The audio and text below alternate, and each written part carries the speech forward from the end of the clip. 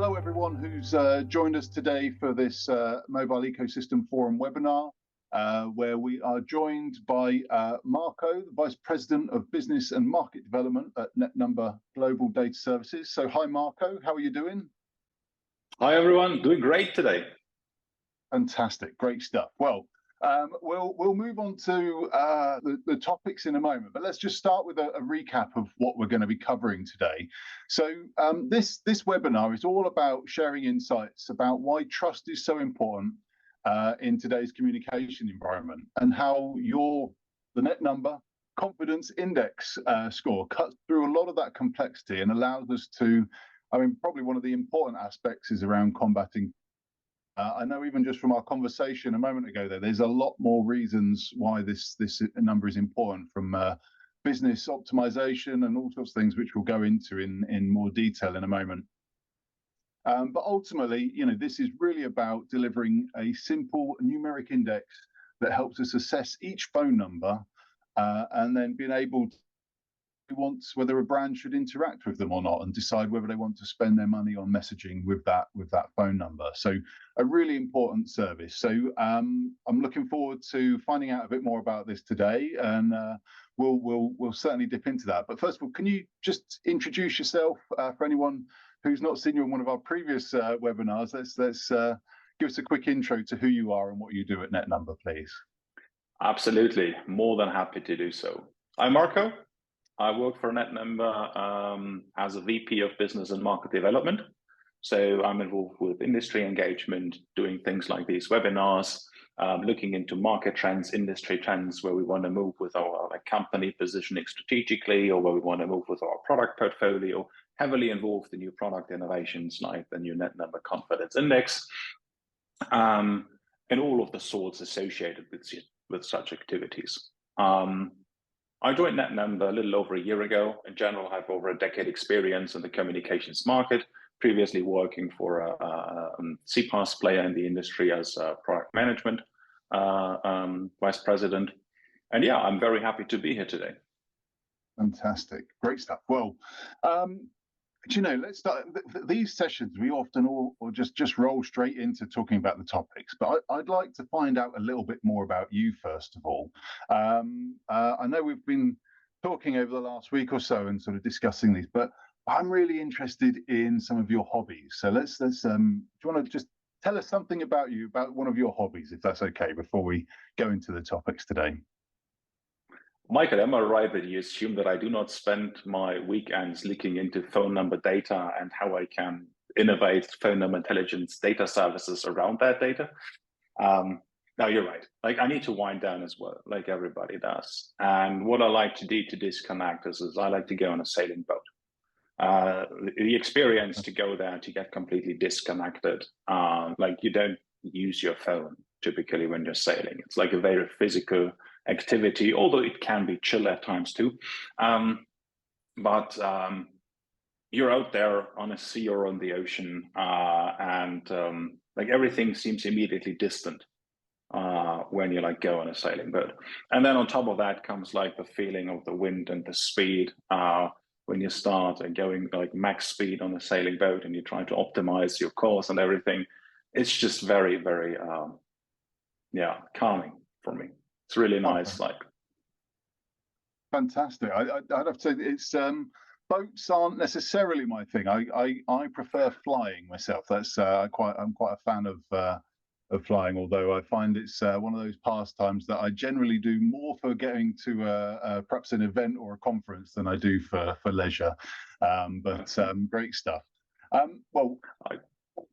So thank you for that. So let's talk a bit about the NetNumber Confidence Index then. So I'd like to find out really, why does this exist? Why is trust in the market or in the mobile industry? Why are we all so focused on trust at the minute? And how does your product help towards making that a better place? Yeah, that's a very good point to start there and recap the motivation behind the service. So if we take the full distance, right? Not everybody is familiar potentially with NetNumber. So What we do and what we have done over like a decade, 2 decades is we have a suite of like data solutions that power the messaging and voice networks globally. And that very broad set of solutions is always targeted to solve the complexities in the ecosystem and to help resolving the challenges that like come out of that. One of the consequences is like very high costs. High complexities always come with high costs for operations and for maintenance, etc. So we really help reduce that for our customers. And with that, then our solutions underpin the day-to-day operations for our customers, meaning that we provide the data that drives their routing, their rating, their billing, authentication, and also fraud prevention initiatives.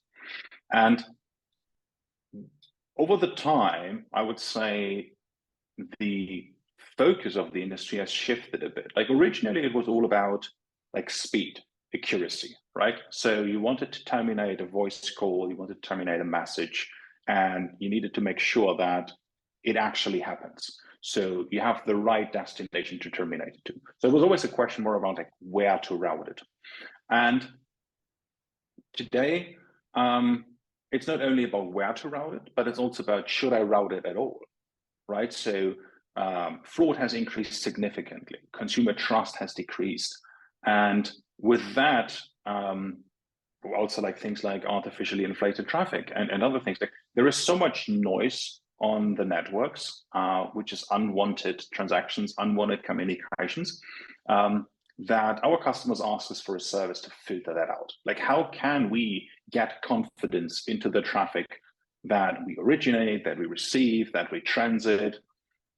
Because like our communications ecosystem is highly dynamic, right? Like there are so many calls and messages originating and terminating from a growing number of points globally. Like the participant number is increasing constantly. And our customers were asking us, like, is there a tool that would allow us to get confidence into the phone numbers that are being used in communications? And we had to admit that there is plenty of data that would allow you to evaluate that. But because of the complexity of the ecosystem, all of that data is like very fragmented. So digesting that and using that data correctly and in time and up to date was something that was often left to our customers for their own algorithms and processes to figure out. And at that point, we started like, no, the industry needs like a confidence index. The confidence that netnumber has into phone numbers is something that we want to share with the industry and bring out to everyone. To either like use as it is or to incorporate into their own indexes and into their own trust metrics and scores, whatever that might be. That was our thinking, and that was the demand that our customers were like pushing towards us when we built this service. Fantastic. So actually, it's you know, a lot of this information then perhaps was around there. It's just you'd have to go looking in lots of different places to try and pull it all together. I'm assuming also part of what you're doing with this then is so really it's kind of aggregating lots of different data points to be able to, like say, provide at least a consistent algorithm that allows us to monitor numbers and understand really how likely to be valid they are. Is that true? Is that sort of one end of the spectrum? Is you know, what is the worst case scenario? Like if you have a number that has a very low score, what does that mean? Does it mean that it's kind of a fake number or a virtual number? What does it mean if it's a very low score? Yeah, that's a very good point. I think before I answer that, I might actually go back and like extend a little bit more on the last questions to then like describe why it is so immeasurable to have a very simple numeric index for trust, right? So when you think about today and like the fraud landscape and phone numbers, you could get the impression that the world is always on fire, like everything is burning and everything is bad. And you could also get the impression that everything is either extremely bad or fine, like it's a black and white world, but it isn't. Like the world isn't black and white. So what you really need is a spectrum to say like, okay, that is something that is like absolutely like invalid, like there is zero confidence index. and zero confidence into that communication. And then it gradually increases depending on the amount of like good signals, good reputation that you have associated with the phone number. And I think if you take a look at what for example the MEF is doing, like with the messaging fraud framework, or what also the i3 Forum is doing in their voice fraud framework, like they have identified 20, 30, 50, or even more fraud types that are around there of all different like sorts of flavors and shapes, and they keep to like evolve and also adopt over time, right? So I have an overview that I might want to share with all of you guys here. Like this is just a few examples, right? Around things why a phone number should not be trusted, or why communications to a certain phone number should not be trusted, right? There are so many types of frauds, and a low score for a phone number, in its essence, when it's like really zero, when there is no confidence, right? So that would mean that a phone number is either invalid, disconnected, it's not reachable. It has been recently reported, and recently means like in real time and over the last like few seconds or minutes with a fraud incident. It's something that has been permanently associated with revenue share fraud. It's something that is associated with phishing, etc., etc. Like there are, like you can see that here, like it's a spoof phone number, for example, and we can detect it. Like there are so many reasons in there why a phone number can get a small score. And you mentioned earlier, like we aggregate a lot of signals. Yes, absolutely. Like there are so many options now, like because all of the operators also understand that there is an increasing amount of distrust in communications, and there is an increasing amount of fraud, which is harming all of the ecosystem players, that they have opened up APIs specifically to fight fraud, where they give insights into SwimSwap, where they give insights into whether a phone number is active, a subscriber is active on the network or not. Like there is so much that you can use. You don't really know where to go. And then you would have to collect this also on a global level. Like that complexity is just like crazy. And we have said, okay, like we take that all away. We analyze that. We have people doing that. We have data experts, 20 years of experience. You put that all into an equation and come up with a very easy and simple to use numeric score 0 to 5. Got you. So again, and these things, so these signals that you've mentioned there, you know, this can be, say, close to real time information that allows us to understand, you know, that this number has been maybe had a SIM swap, so it's been you know, fraudulently taken over and then started to be used for malicious use. Again, you guys are able to feed that back through. And am I right in saying, so you're saying these are the operator, or in many cases there'll be operator APIs. And there's a lot of, because I think there's a lot of noise in the industry at the minute about operators opening up their platforms for, like you say, for services like this, to be able to find out information about and interrogate phone numbers a bit more. That's starting to be rolled up. Are you seeing this being incorporated into the CPaaS platform? So the communications platforms as a service type offerings, you know, should they all be looking at bringing in your service essentially to make sure that it's a feature available to their customers? Is that sort of one of the use cases for this? It's an interesting point. Like obviously the CPaaS industry plays a massive role in like communications, right? Specifically from a messaging standpoint. Although I have to say that that product that we're now having here, and that tool that we offer to the industry, and that we assume we're not going to be the only ones that are going to have such a tool available for the industry, is for all kinds of sales. It's not just for messaging, it's also for voice, right? And it's not only for terminating, it's also for receiving, it's for two-way.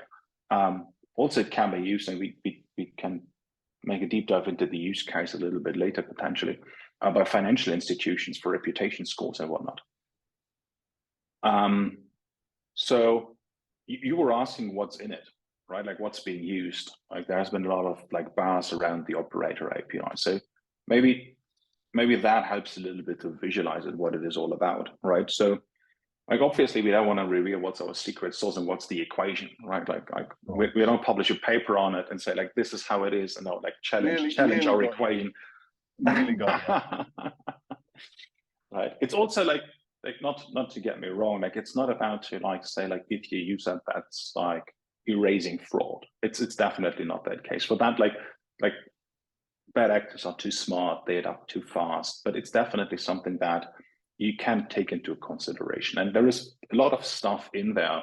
Like we went at great length to developing this index, right? And we normalize, you can think of it normalizing a lot of phone number signals and the timestamps into something that is actionable. So the typical ingredients, right, that you get in this industry, and there is, like, in each of these bubbles, there's a lot into it, is your global phone number standardization and hygiene, right? To really make sure that the phone numbers are legitimate, they're valid, they're active, and so on. And then you can also take a look at behavioral patterns, right? Like, these phone numbers, do they have good signals in the industry? Are there transactions associated with those phone numbers that are legitimate or not? And they can come from different sources, not only operators. And then obviously you still have the option to also answer in real time. Like, if you have a phone number and you want to add this, and you have confidence in that, like real-time queries, like, is this something that the operator can give me in real time a response to what his opinion is onto this or not? So all of this goes into it. It's not just like one API that says, okay, like the swim swap is the holy grail, this is what you should be using. It's the plurality of, like, multiple things. And you need to put this into an equation to also get a consistent picture globally, right? So one thing that we do to ensure the quality of service here is also to look at the false positives. Like, it might happen that what we're saying is wrong. And that only shows that, like, the exception that confirms the rule is that, like, in general, we're good, but then there are exceptions where we're not good. And that's, for us, is always like a good feedback, because we can then take a look at why is this the case. And it's typically the case because different service providers and operators around the globe view the world differently, right?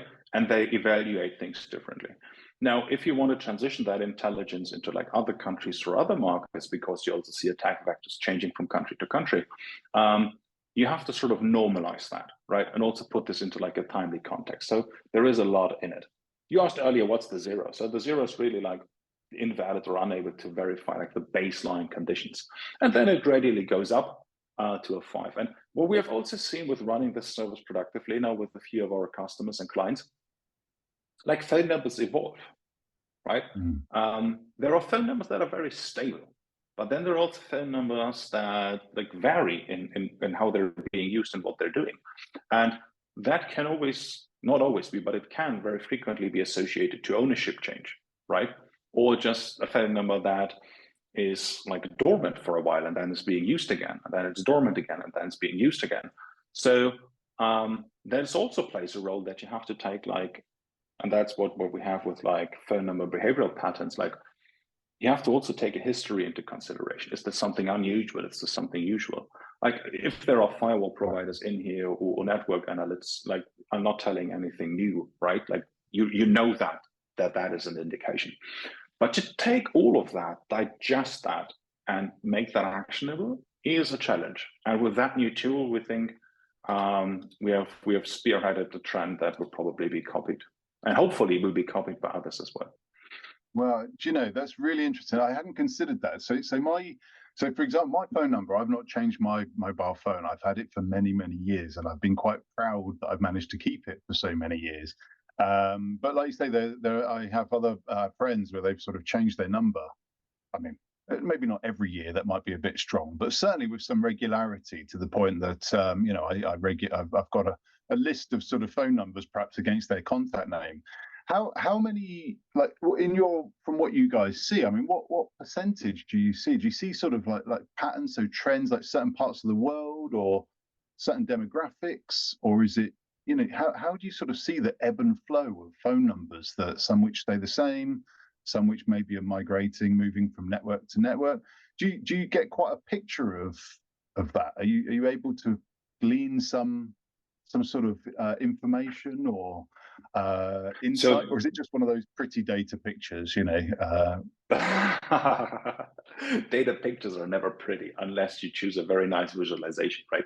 So, but luckily we have guys like Brad and Catalan and whatnot, like we're on top of these things.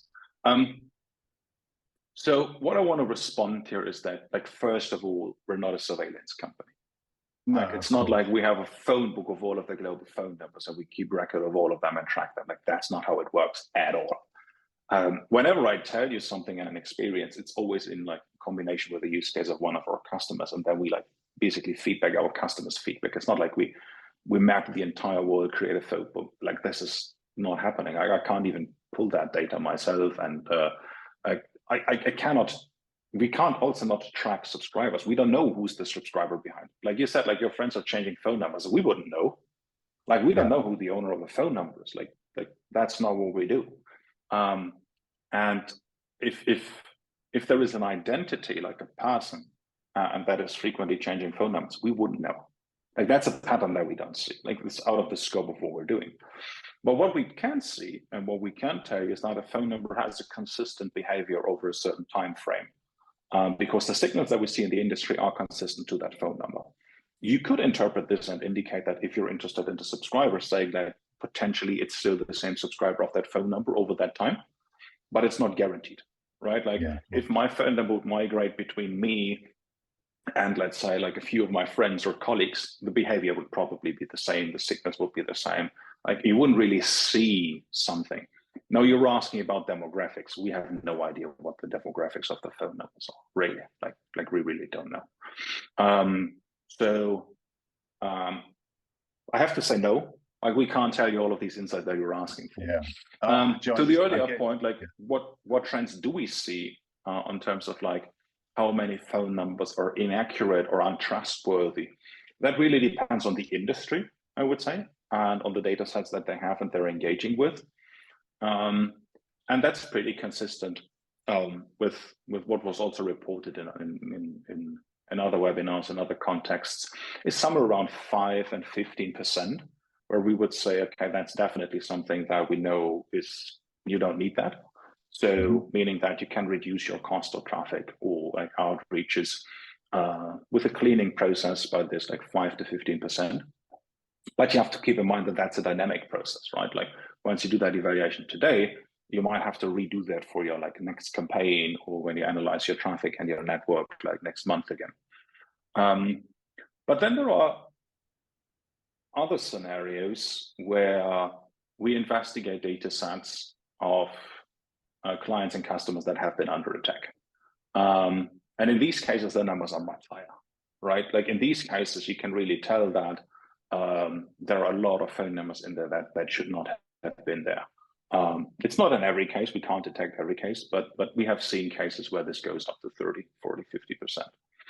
So would that, in that scenario, like, would that perhaps be if you've got an organization, like, so I there was quite a old email I received not so long ago with an offer for artificially inflating traffic. Would you work with an organization that maybe that's been, let's say, a large global brand that does a lot of one-time passcodes? Would you be able to work with them to understand, basically sort of filter out and say, well, look, this percentage of all of your one-time passcodes are going to very low score numbers. Maybe you should look at checking the score before you do the one-time passcode? Or is it that type of use case? Can a brand, a business use you for that? It always depends on how the attacks are like started and created and performed, right? There are artificially inflated traffics that actually use subscriber numbers, and a lot of them, and that's sort of hard to detect with the means that we have like at our hands. But there are other scenarios where the setup might be something that we can detect. So I would say it depends. I would say come to us. Let's do a trial. Let's see if you're aware that you had an attack. Let's analyze it. Let's see if the product brings value in your specific attack vector and your specific case. As I mentioned earlier, like there are a few dozen different types of fraud scenarios, like, and they all look different, right? So, like, for example, like scam activities, like, unless it's something where a very obvious spoofing is done, is also very hard to detect for us because we don't work on the content of the messages. We only see the phone numbers and the global signals that our own network produces. That's what we see. So, or we can run a trial, we can take a look and see if we would detect this or not. Yeah, so really interesting. I think well, it would be great to kind of just get your view, so kind of like the impact of your product on the different parts of the value chain that we work in. So, for example, consumers, how does your product, how is what you're doing in the industry make messaging better for end consumers? Yeah. When we talk about the value chain and the different areas, I might have a slide that I can share as well that I will just like leave up here. Can you see that? Yeah, that's perfect. Thank you. That's sort of a matrix that has like our typical like customers in the rows, and then in the columns you have the typical use cases. We can jump to that in a bit, but I want to stay for a second on your question because you don't see consumers on that slide. Like the consumers are not our customers, but still they are the ultimate beneficiaries of this, right? So yes, there is fraud, and there are like very targeted scam attacks and whatnot, and like we have that matrix with all of the different like options before. But there is a lot of noise and things that I would rather consider like nuisances in this industry as well. So what the consumers today experience, and this also goes back to the question, why is trust so important and why is it important to measure trust, is that there is unwanted traffic on the networks, and that ultimately hits the subscribers. Now, if you have a tool available to cut through the noise and reduce that noise, right? And in overall, that's like what I said, 5 to 15%. Like that is a significant improvement in user experience, right? You get less nuances, you get less fraud. We're not saying you kill the fraud entirely and you get the networks immediately clean, but you can reduce it, and every improvement counts here. So where was I on the subscriber? Well, I think where it so what it restores, I'm sorry, go what it restores is the consumer's trust into the channel, right? Like we hope that over time and with improving the trust and reducing all of the bad actors and the fraudulent traffic, etc., people might pick up phones more likely. Like they stop like worrying about whether a transaction is true or valid or not. Or if they can't do that, they can at least focus on the few suspicious transactions better, because there are not so many that they're questionable, right? There are just a few that are questionable, so you're more focused on this. But maybe then let's go back into the different customers and where this is like very helpful, right? So let's just start with the brands that are typically the closest to the mobile subscribers next to the mobile operators. Like they collect consumer data, like they collect contact data. They have like online forms, signups, they collect opt-ins and whatnot. And the user input is always manual. So it can happen that whatever they type in is like a misunderstanding or a typing error and whatnot. Like that product can easily be used to detect that and give confidence whether their entered like phone number is actually valid and can be trusted or not, right? So during the signups, you can do that. With that, you get also information on whether phone numbers are potentially virtual rather than like actual mobile phone numbers, which is also considered, right? So if you get a score that is not that high, you might want to apply additional scrutiny here and say like, yes, that's my normal onboarding flow. But for low confidence phone numbers that are not 0, but have a 1, 2, or 3, I apply other mechanisms, right? I send it to FA. I ask for an additional verification via another channel. I ask them to re-enter the phone number without showing them what they had originally put in. Like there are multiple options how you can like then improve the user journey. Similar to like OTT and mobiles, like they also have that issue of like fake accounts and whatnot. Another element, I said, like companies that are very close in our ecosystem to the mobile subscribers are the carriers and the MNOs. Like they're ultimately responsible for what they give to their subscribers and what they terminate, right? So they are in charge of sender ID verification. Like it is also for voice, where you have the call line identification that you have to check. Like, is this a legitimate sender? Should that be actually hitting my network? Should I terminate that to my subscriber? And that can sometimes just be like like a revenue like problem for the operator. It doesn't need to be like a fraud activity that's targeted to the subscriber. Then you have potentially spoofing attacks that are directly attacking subscribers, which you also then have to detect, which would more fall into the detect fraud rather than sender ID verification. And then ultimately, like the CPaaS and messaging players are very similar to the MNOs in their use cases. They run networks. They run more of a transient network than a terminating network. But for many brands, they're also the terminating network, right? Like for A2P, for business to consumer communications or consumer to business communications. Like if you think that an MNO has the role of protecting their mobile subscribers, being the ones that terminate phone calls to consumers, like to mobile subscribers, the same role is with the CPaaS players on the other side. Like, for example, like I always like to use the example of like call center callback. There are many brands like the big fruits that provide you the support option to like open a ticket and ask them to call you back, right? Rather than getting like immediate support, getting on the waiting queue, finding like a ticket where you get an automated response. They just say, okay, tell us your problem. When should we call you back, under what phone number? And we call you back, and then we like clarify this immediately. Like there can be improvements made to these forms, right? Like you have the option to theoretically put in there like very expensive phone numbers, generate like, I'm not saying advising you should be doing that, right? But in theory, you could do that. You could type in like things that make no sense, like support phone numbers of competitors or whatnot.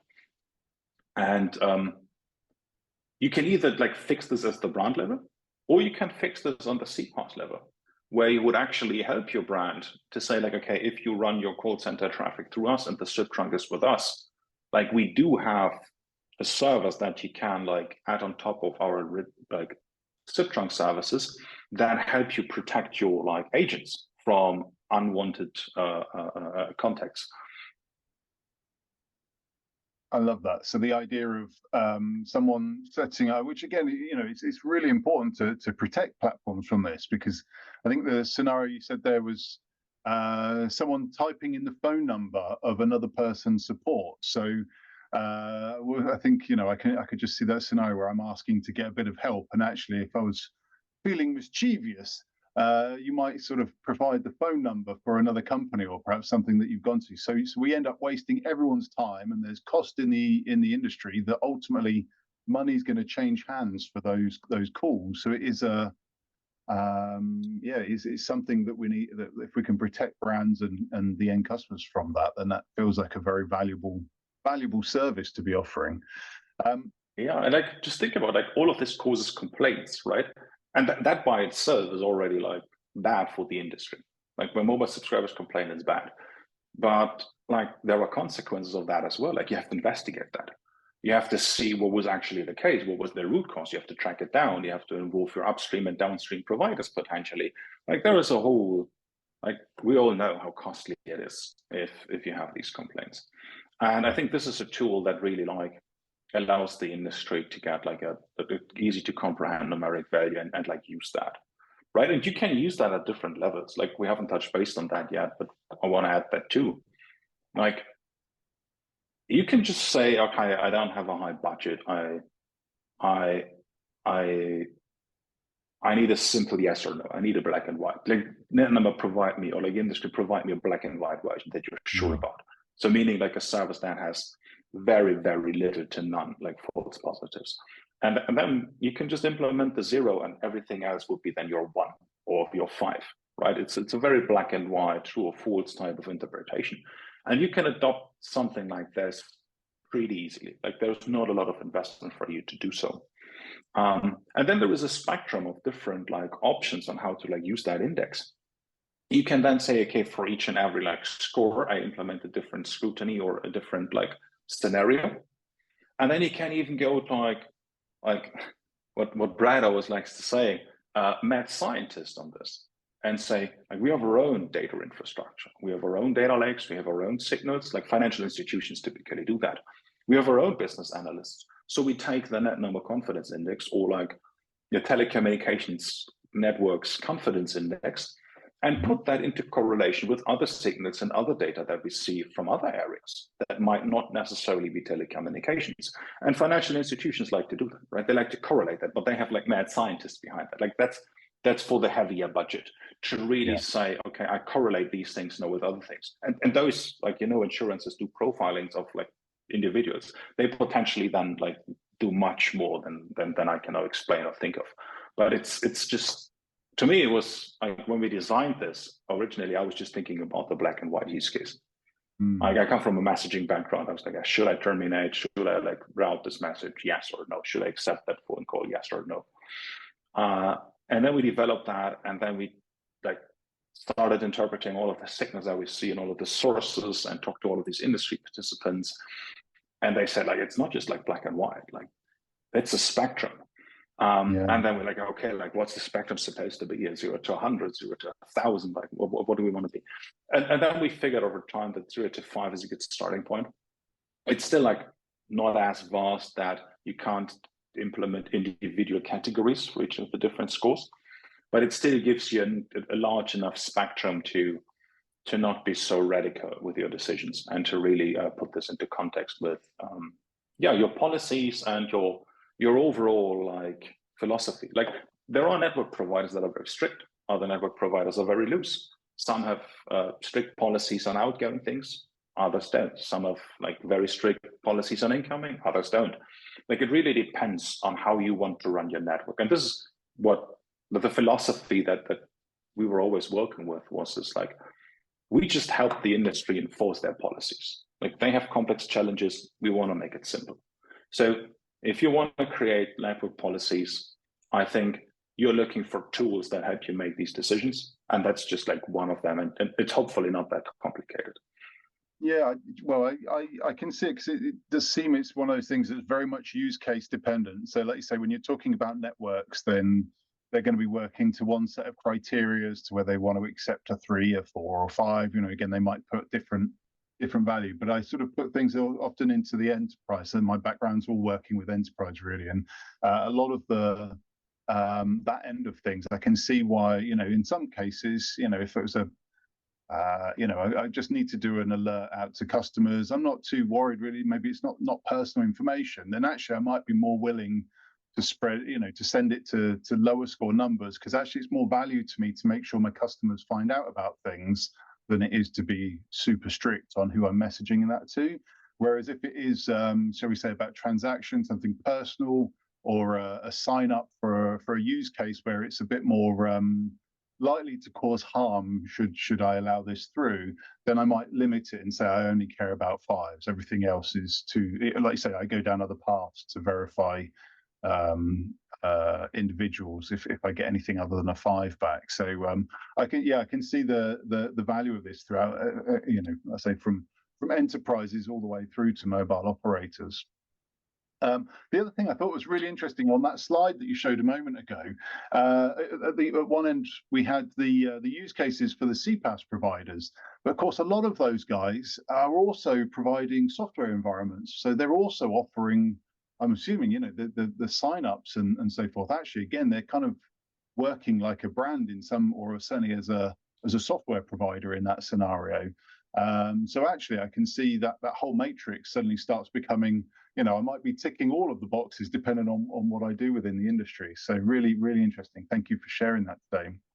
I think we're probably sort of running close to time. So I'd like to sort of talk a bit about conclusions. How are you finding that your product, I think you did slightly touch on this, but, is it relevant to all channels? I mean, I often sort of think about this in SMS and voice. But actually, is it also, I suppose it's still relevant to any channel that relies on a phone number, really, I suppose is the key, isn't it? I think you can say that, yeah. I'm completely transparent. Like, we have not applied that in that context. But we all know that WhatsApp is using phone numbers as a primary identifier. RCS is using phone number as a primary identifier for subscribers. And it's almost impossible that if a phone number is not being used or valid for regular telecommunication services, it has an improved score on a different channel. Like how would that look like? It's an invalid phone number, but it is validly registered on WhatsApp, or it's okay to use for RCS, but not for SMS or voice calls. This is like sort of awkward, right? Yeah. So today our services differentiates between or it can differentiate depending on the configuration and what you're looking at, between messaging and voice, and whether you're looking at the terminating side of things or the originating side of things. These are different perspectives. Just think about that do not call registries, right? Which is also one of the signals that is important to incorporate. Like if you terminate voice calls, do not call isn't a very important source, right? But if a phone number originates a phone call, that registry doesn't matter, right? And there is also no central messaging repository that say okay, phone numbers in a do not call registry should never send an SMS. All of these things cannot be concluded. It's just wrong. So you have to really take a look at what's the use case that you're looking at. If you're so granular on voice and messaging, but have an RCS network or a WhatsApp network or WhatsApp platform service, RCS platform, I think you can still use that. If you want to explore that, please reach out to us. Reach out to me, and we would love to run the trial and see what we could do there too. Yeah, this is it. It feels like it's the way forward, because again, it's one of those channels. All of the modern channels where phone numbers are the key bit. All suffer at the minute in one way or another from a lot of those types of fraud that you listed at the opening. So brilliant stuff. Well. Would you like to give us a kind of a wrap up? So, so before we do that, whereabouts, if people wanted to speak to you about this, what's the best way to be able to get through to you guys? Well, to NetNumber in general, is go to netnumber.com. Contact forms all over there, press releases, kits on the NNCI as well. You will be contacted immediately by our sales folks. If you want to reach out to me personally, best way is probably go to LinkedIn. I should be liking math contributions all over the place, so you can find me there, or just search for my name on LinkedIn, reach out to me, and I'm more than happy to follow up. And will you be at any events? I know we've got our MEF omni-channel event coming up next week, so Tuesday and Wednesday next week. Good point. Yeah. I unfortunately can't make it. I won't be there in person, but it's a pity. I would have loved to come, but we have other folks over there, right? So our CEO is there, Steve Leck is there. Then we get John Coleman there and Catalin Badea, who is in charge of our products. So you will definitely meet NetNumber folks that could help you out as well, that are more than happy if you reach out to them and engage with them on site. Great stuff. And also, if anyone watching this, always feel free to reach out through MEF, and we'll be able to introduce you and hook you up with Marco to talk about mobile numbers. So, I'll hand over to you, Marco. Do you want to conclude and sort of just give us a wrap up of why your product is important in the marketplace? Let's close this session off.